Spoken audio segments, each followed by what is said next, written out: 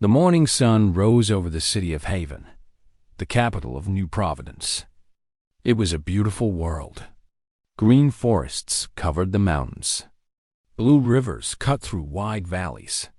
12 million humans called this planet home. They had built farms and schools and hospitals. Children played in parks while their parents worked. It was a peaceful life, far from Earth. Under an alien sky. Commander Sarah Chun stood on the balcony of the defense headquarters drinking her morning coffee. She was 34 years old, with short black hair and tired eyes. She had served in the Colonial Defense Force for 10 years, but nothing ever happened on New Providence. The biggest emergency she had faced was a forest fire 2 years ago. She often joked that her job was the most boring in the galaxy. That joke died at 9:47. In the morning, the alarm screamed across every city on the planet. Sarah dropped her coffee and ran to the command center. Officers were shouting and pointing at screens. She pushed through them and looked up at the main display. Her blood turned to ice. 40 ships hung in orbit above New Providence. They were massive, each one several kilometers long. Their hulls were dark purple, covered in strange symbols. They did not match any design in human records. They had appeared from nowhere, dropping out of hyperspace without any warning. "What are they?" Sarah asked. "Unknown, Commander," a young officer replied. His voice was shaking. "They are not responding to any communication. We have tried every frequency, every language we know." Sarah watched the alien ships on the screen. They moved into formation with perfect coordination, spreading out to cover the entire planet. She had trained for first contact scenarios. Every officer had. But those scenarios involved talking, negotiating, learning about each other. These ships were not here to talk. "Power up the planetary shields," she ordered. "Get me a line to Earth, now." The shields flickered to life across the planet, a thin blue energy barrier that protected the major cities. Sarah knew they were not strong enough. New Providence was a farming colony, not a military base. Their shields could stop asteroids and solar radiation. They were never designed to stop a war fleet. The first plasma bolt fell at 10:15. It struck the shield, above Haven with the force of a nuclear bomb. The barrier held for 3 seconds before it shattered like glass. The bolt continued down and hit the Eastern District. 20,000 people died in that single moment. Buildings turned to vapor. Streets melted into rivers of glass. Sarah grabbed the communication console. "Earth, Earth, this is New Providence. We are under attack. Repeat, we are under attack by unknown alien forces. 40 warships. They are bombarding the planet." More bolts fell. The sky turned orange with fire. The ground shook so hard that Sarah fell to her knees. Through the window, she could see Haven burning. Towers collapsed. People ran screaming through streets that were turning to ash beneath their feet. Far above, on the bridge of the lead alien warship, Admiral Kethforum watched the destruction with cold, yellow eyes. He was Volanthi, a reptilian species that had ruled this region of the galaxy for 30,000 years. His scales were dark green, and his uniform carried the symbols of 100 successful purifications. "Status report," he said calmly. "Planetary defenses are failing." "Admiral," his second officer reported. "Estimated time to complete sterilization, 6 hours. Acceptable. Continue bombardment." Kethvorn felt nothing as he watched millions die. The Volanthi had encountered many young species in their long history. They had a simple policy. Species that might one day challenge the Dominion were eliminated before they could grow strong. These humans had spread to 17 worlds. They were building ships. They were expanding. In 1,000 years, they might become a threat. Better to burn them now while they were still weak on the surface. Sarah Chun crawled through the ruins of her command center. Most of her officers were dead. The ceiling had collapsed, and fires burned everywhere. She found one working console and pulled herself up to it. Blood ran down her face from a wound on her head. The courier drone. She had to launch the courier drone. Her fingers moved across the controls.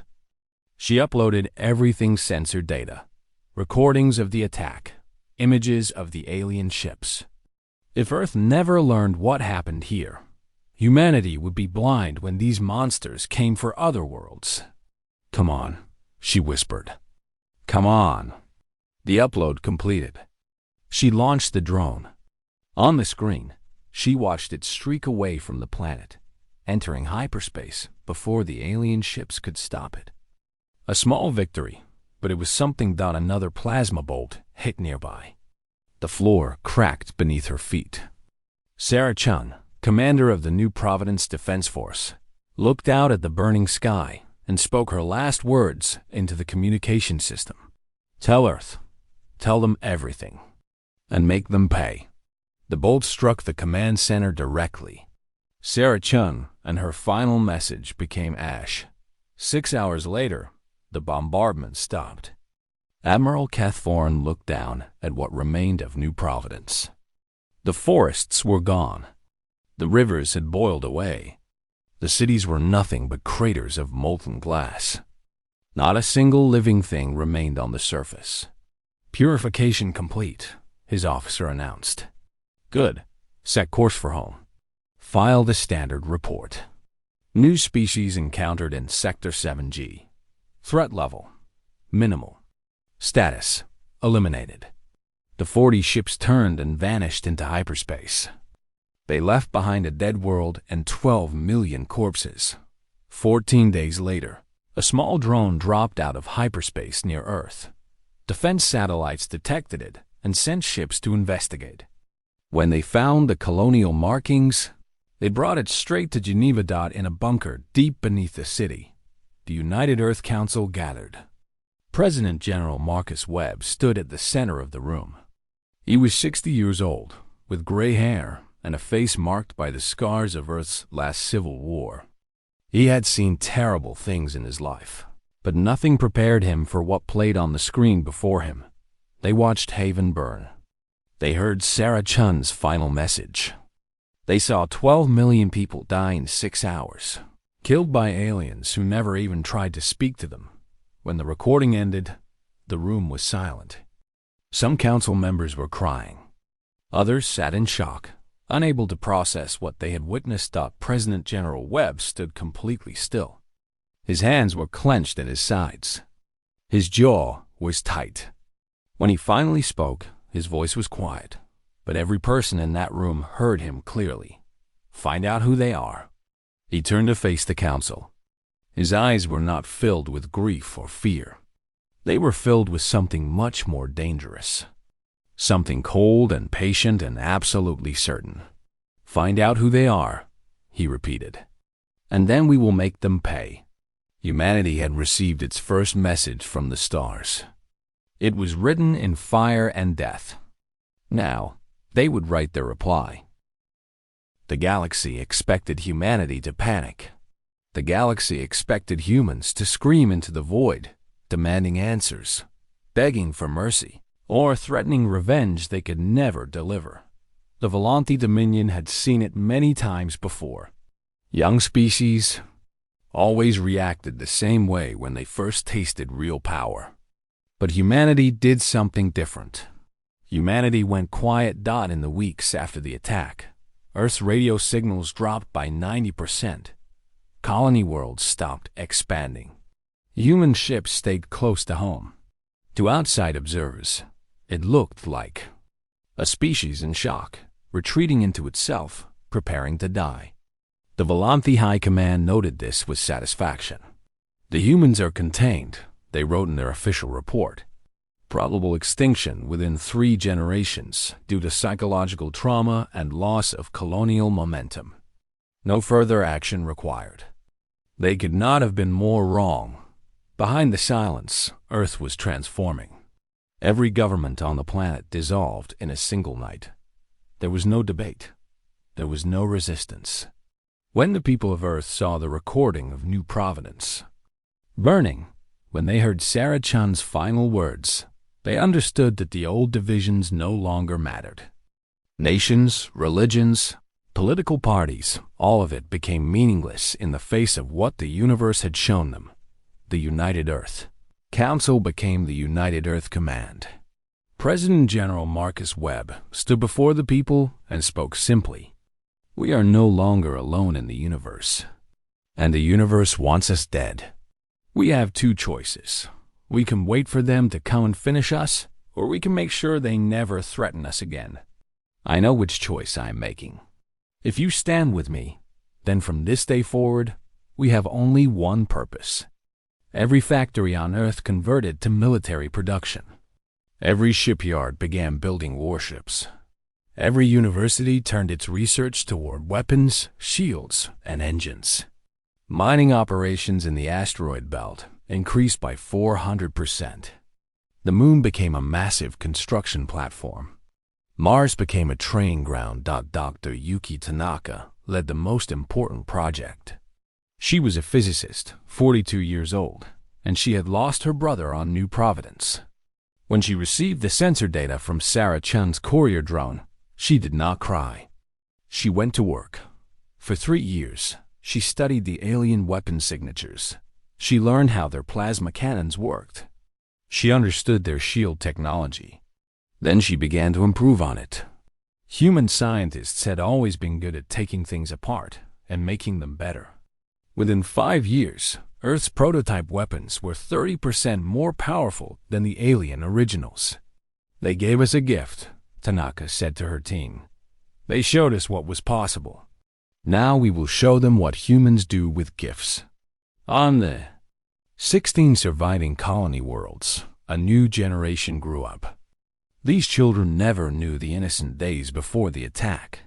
Their schools taught them history, science, mathematics, and the names of the 12 million dead. Every child could recite those names by heart.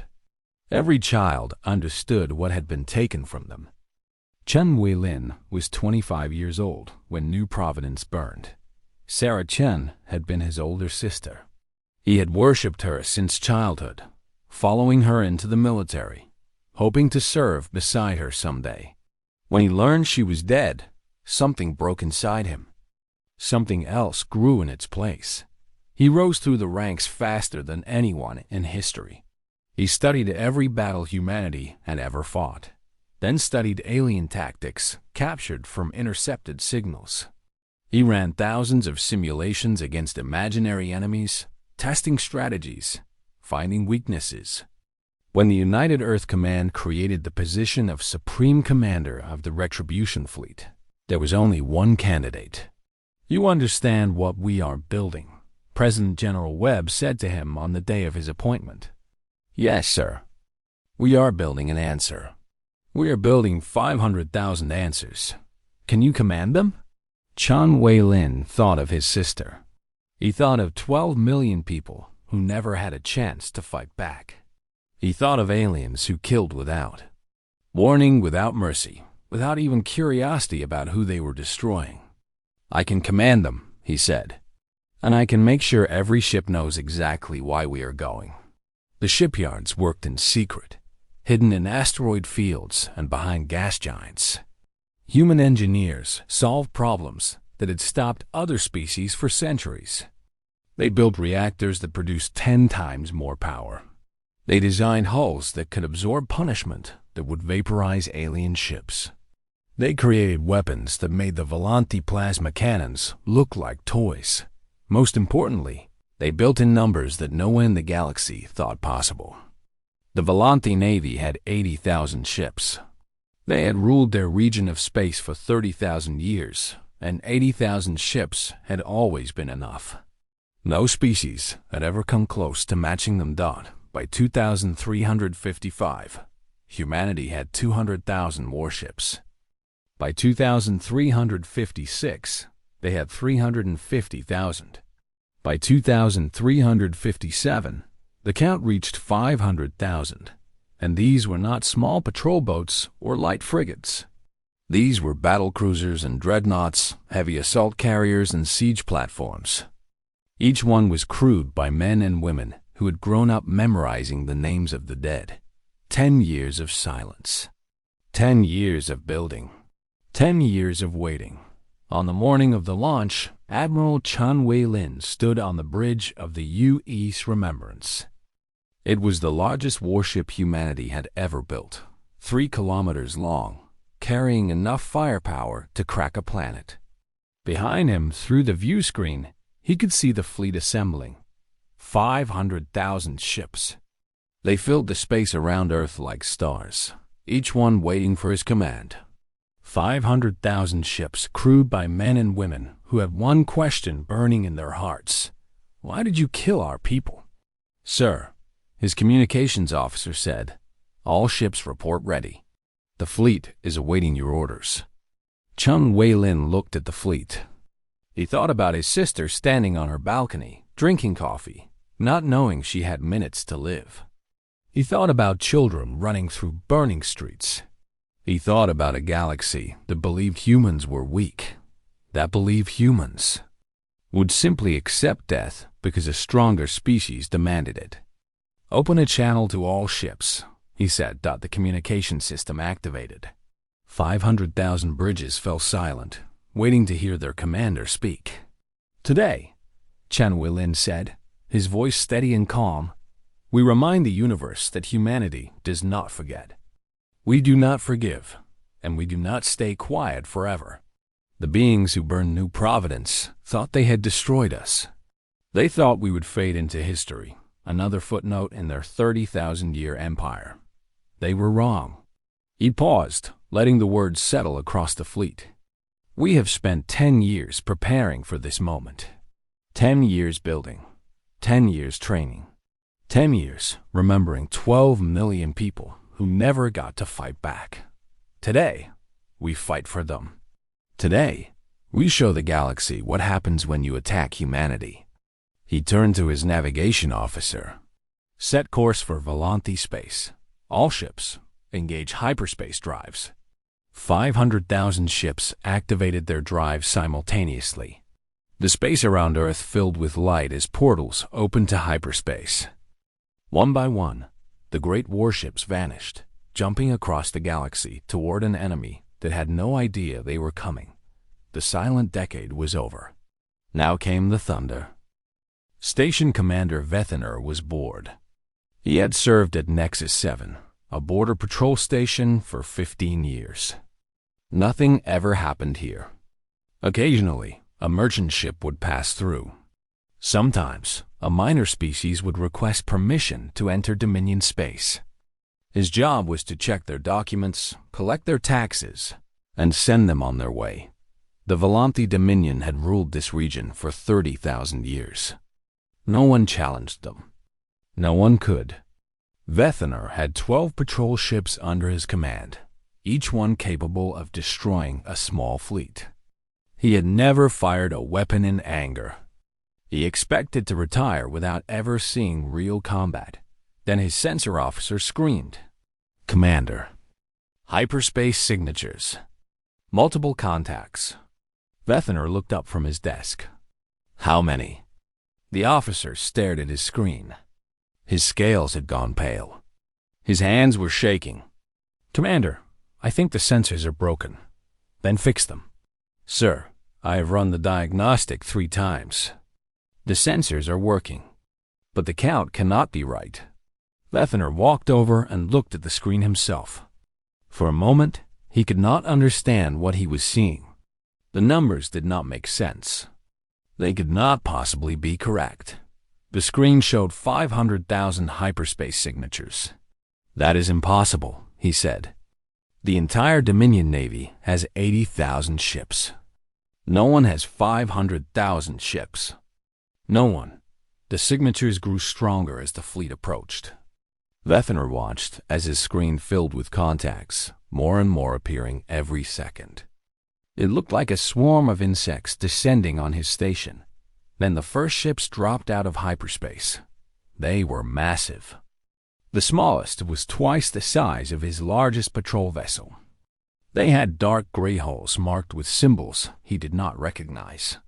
Their design was brutal and efficient, built for one purpose: war.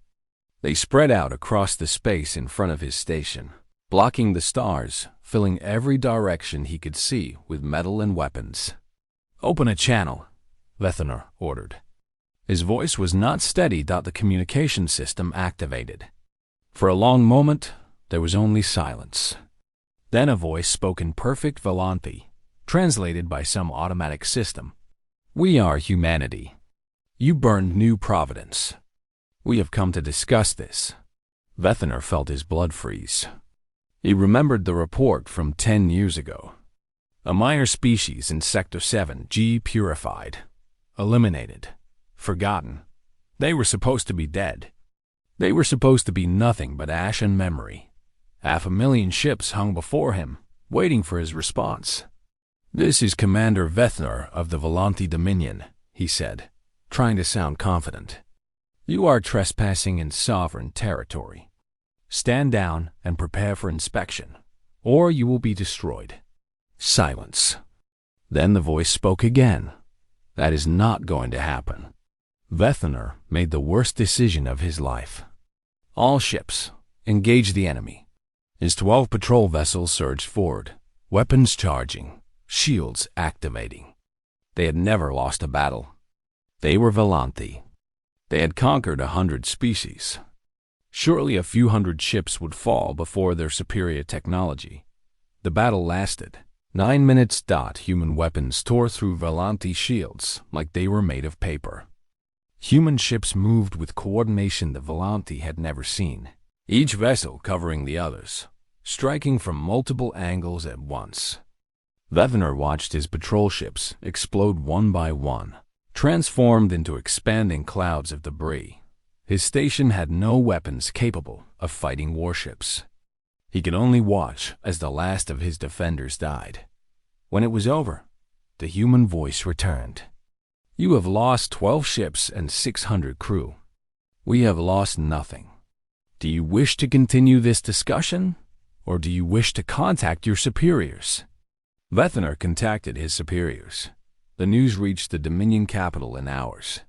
High Hegemon Ith'ala, supreme ruler of the 6 species that formed the Dominion, called an emergency council. For the first time in centuries, the council chamber was filled with panic. 500,000 ships, Ith'ala said. "Explain to me how this is possible." No one could explain. The Volanthi had the most powerful navy in their region of the galaxy. They had spent 30,000 years building it. How could a species they had tried to exterminate 10 years ago appear with a force 6 times larger? "We should attack immediately," Admiral Kethvorin said. He was old now, his scales faded, but he still held influence. "Destroy them before they advance further." "With what?"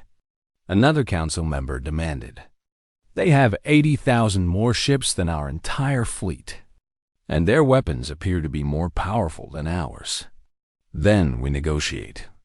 Offer them territory, resources, anything they want." "They do not want territory," Ith'ala said quietly. She had read the message from Nexus 7 carefully. "They want something else. They want us to answer for what we did." Meanwhile, the human fleet advanced. Admiral Chen Weilin had given strict orders. They destroyed every military installation they found: shipyards, defense platforms, weapons depots. But they did not touch civilian populations. They did not bomb cities. They did not burn worlds. "We are not them," Chen repeated to his commanders. "We prove that every day. Every decision we make. We came here for justice, not genocide. Do not let me hear of a single civilian casualty." The fleet pushed deeper into Dominion space. Species that had lived under Volanthi rule for millennia watched in amazement as the mighty empire crumbled. Human ships passed their worlds without firing a shot, focused entirely on military targets. Word spread. The humans were not conquerors. They were not destroyers. They were something else. something the galaxy had never seen. After 3 months, the human fleet reached the Dominion capital. HFY Prime was a beautiful world, home to 4 billion Volanthi. Its orbital defenses were the strongest in the Empire. Thousands of weapons platforms surrounding the planet. The human fleet stopped just outside weapons range. Then a transmission request arrived. High Hegemon Ithila accepted. The face that appeared on her screen was human, a male, middle-aged, with dark eyes that held no anger, no hatred, only cold and patient certainty. "I am Admiral Chen Wei-Lin," he said, "Commander of the United Earth Fleet. You know why we are here?" Ithila nodded slowly. "You are here because of the colony we destroyed." Her name was New Providence. 12 million people lived there. One of them was my sister. Chun's voice remained steady. "I have come to read you their names. All 12 million of them. And then I have come to discuss what happens next." Ithila looked at the fleet surrounding her world. She looked at the weapons that could reduce her planet to glass in hours. She understood finally what the Volanthi had awakened when they burned New Providence. "What do you want?" she asked. "Justice," Chun replied. "Something your empire has never given to anyone. But you are going to give it to us. And then you are going to give it to every species you have ever wronged." He leaned forward slightly. "Let us begin." The human fleet did not fire on HFY Prime. They did not need to. 500,000 warships surrounding your capital sent a message more powerful than any weapon. The message was simple. We could destroy everything you have built. We choose not to, but you will listen to what we have to say. Admiral Chen Wei-Lin made his first demand, a trial. Every officer who had participated in the attack on New Providence would be surrendered to human custody. They would face judgment, not in secret, but broadcast across the entire galaxy. High Hegemon. Ithila had no choice but to agree. The trial took place on a space station constructed specifically for this purpose, orbiting halfway between the human fleet and the Dominion capital. Representatives from dozens of species came to watch. Most had never seen the Volanthi answer for anything. For 30,000 years, the Dominion had done whatever it wanted. The idea that someone could hold them accountable seemed impossible. Yet here they were. Admiral Cathvorin entered the courtroom in chains. He was 87 years old now. His scales faded to a dull gray, but he still walked with pride. He had served the Dominion his entire life. He had purified 17 worlds. New Providence was simply one more entry in a long list. He did not understand why the humans considered this a crime. The human prosecutor was a woman named Maria Santis. She had lost her husband and 2 children on New Providence. When she stood before the court, her voice was calm and clear. On the morning of June 15th, 2347, 40 Volanthi warships entered orbit above the human colony of New Providence. They did not attempt communication. They did not issue warnings. They did not offer the 12 million inhabitants any chance to surrender, evacuate, or negotiate. They simply began firing. She activated a holographic display. The recording from Commander Sarah Chun played across the courtroom. Everyone watched as Haven burned. They heard the screams. They saw children running through streets that melted beneath their feet. They witnessed the final moments of 12 million lives. "This is what the defendant calls purification," Santis said. "We call it murder. Mass murder on a scale that has no name in human language." She turned to face Cathvorin directly. "What do you have to say for yourself?" Cathvorin stood slowly. He looked at the human woman, then at the assembled representatives from across the galaxy. "I followed the laws of my people," he said. "For 30,000 years, the Volanthi have protected this region of space by eliminating threats before they could grow. Your species was expanding. You were building ships. In 1,000 years, you might have challenged us. I did what any Volanthi commander would do. I removed the threat. He showed no regret, no shame, no understanding of what he had done wrong. You asked me to apologize for protecting my people, he continued. I will not. I acted according to the laws of nature. The strong survive. The weak are eliminated. This is how the universe works. Maria Santos shook her head slowly. No, she said. That is how your universe worked. We are here to build a different one. The trial lasted 3 weeks. Witness after witness testified about the attack, about the lives lost, about the civilization erased in 6 hours. Sensor data proved that the colony had no significant weapons. Communications records showed that the humans had tried desperately to make contact, to negotiate, to understand who was attacking them. The Volanthi had simply ignored them. In the end, the verdict was unanimous. Keth Voren and his surviving officers were guilty of crimes against humanity, a phrase that now entered galactic legal language for the first time. The sentence surprised everyone. Admiral Chun Wei-Lin had argued against execution. Death is too easy, he told the court. They killed 12 million people and felt nothing. If we kill them, they die as soldiers who served their empire. That is not justice. Instead, Keth Voren and his officers were sentenced to life in service at a memorial station. The station would orbit New Providence, the dead world they had created. For the rest of their lives, they would maintain the memorial. They would greet every human visitor. They would recite the names of the dead, every single name. All 12 million of them. You wanted us to be forgotten, Chun said to Keth Voren as the sentence was announced. Instead, you will spend your remaining years making sure we are remembered. You will say their names until the day you die.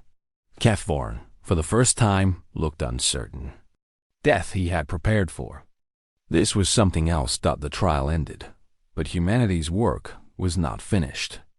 Chun met with High Hegemon Ethala to discuss the future of the Dominion and its relationship with humanity. You have the power to destroy us, Ethala said. Why have you not done so? Chun looked at her for a long moment. Because we are not you, he said. We did not come here to conquer. We did not come here to rule. We came here to make sure what happened to us never happens to anyone else. He presented humanity's demands. They wanted recognition as equals. They wanted a seat on the Galactic Council. They wanted mutual defense treaties with any species that requested them, and they wanted the Dominion to change. No more purifications, Chun said. No more attacking young species because you fear what they might become. From now on, any species you encounter must be contacted peacefully, must be given the chance to speak for themselves, must be treated as potential friends, not potential threats. Ethala studied the human admiral. You ask us to abandon 30,000 years of tradition. Your tradition killed 12 million of my people. Yes, I am asking you to abandon it. And if we refuse? Chun gestured toward the window, where the human fleet still waited in orbit. Then we will have a different conversation. Ethala was silent for a long time. She thought about her empire, her people, her history. She thought about the ships surrounding her world and the weapons they carried. She thought about a species that had been nearly exterminated and had returned stronger than anyone imagined possible. Finally, she spoke. We will agree to your terms. The news spread across the galaxy like wildfire. The mighty Volanthi Dominion had been humbled. Not destroyed. The humans have been very careful about that. But humbled. Forced to change. Forced to answer for what they had done. Species that had lived in fear of the Dominion for millennia began to hope. Perhaps the galaxy could be different. Perhaps there was a place for the small and the weak. Perhaps not every powerful species would use that power to destroy.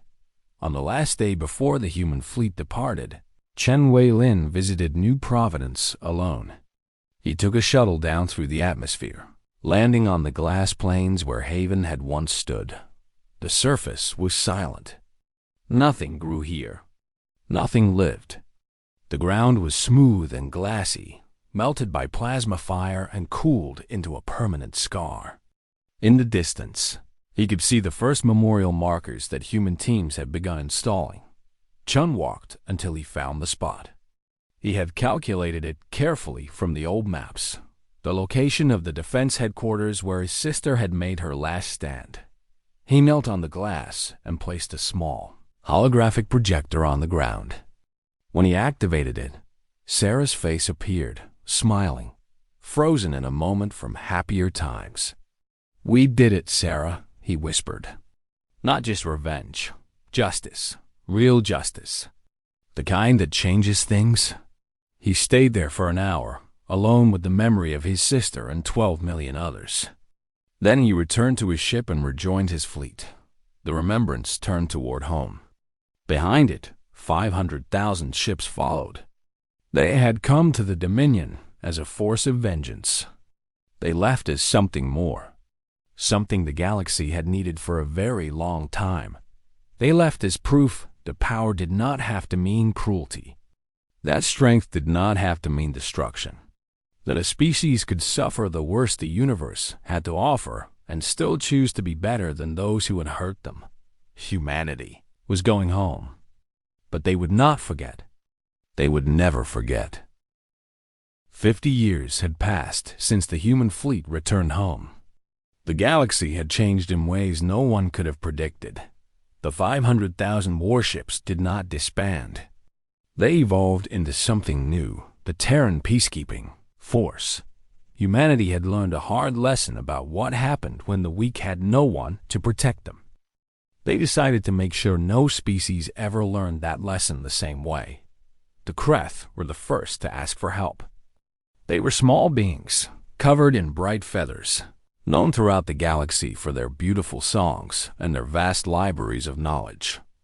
The Volanthi had nearly wiped them out 3,000 years ago, reducing their population from billions to a few million, refugees hiding on barren moons. When they heard what humanity had done to the Dominion, the Kreth sent a message to Earth. They asked for protection. They asked for a chance to rebuild. Humanity said yes. Within a decade, the Kreth homeworld was restored. Human engineers helped them build new cities. Human ships patrolled their borders. Human teachers worked alongside Kreth scholars to preserve their ancient libraries. For the first time in 3,000 years, Kreth children grew up without fear. The Mundari came next. They were silicon-based beings who lived in the hearts of asteroids, slow-thinking, long-living, patient beyond human understanding. The Volanthi had enslaved them as industrial labor, using their natural ability to process minerals. Millions of Mundari had spent centuries trapped in mining operations, never seeing the stars. Humanity freed them. It took 20 years to locate all the Mundari slaves scattered across Dominion space, but humans did not give up. Every single one was found. Every single one was given a choice: stay and work freely, or return to the asteroid fields their ancestors had called home. Most chose to go home, but some stayed. They wanted to learn about these strange creatures who had fought an empire to right old wrongs. They wanted to understand why humans cared about species they had never met. "You did not know us," an elderly Mundari said to a human diplomat. "We are not like you. We do not look like you. We do not think like you. Why did you help us?" The diplomat, a young woman named Elena Vasquez, thought carefully before answering.